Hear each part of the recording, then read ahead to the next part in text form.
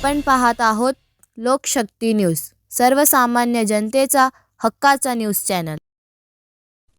नमस्कार। आजच्या ठळक बातम्या।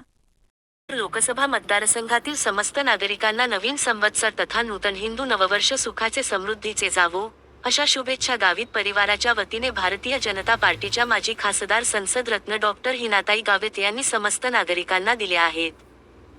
आज दिनांक 19 मार्च 2026 रोजी श्री शालिवाहन शक 1948 पराभव नाम संवत्सर कलियुग शक 5128 या नूतन हिंदू नव वर्षाचा प्रारंभ झाला।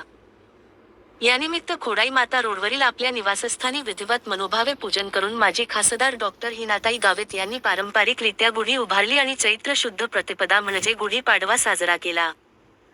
तसेच नंदुरबार लोकसभा मतदारसंघातील समस्त नागरिकांच्या जीवनातील दुःख कष्ट समस्या यांचे निराकरण होवो, यासाठी प्रार्थना करीत समस्त जिल्हावासियांना हार्दिक शुभेच्छा दिल्या। आज गुढीपाडवा या हिंदू नववर्षाच्या निमित्तानं नंदुरबार जिल्हावासियांना मी माझ्या परिवाराकडून गुढीपाडव्याच्या खूप खूप शुभेच्छा देते आणि हे नवीन वर्ष नंदुरबार जिल्ह्याच्या प्रत्येकाच्या घरामध्ये सुख समृद्धी आरोग्य घेऊन येवो, अशा शुभेच्छा या निमित्तानं आपल्या सगळ्यांना देते।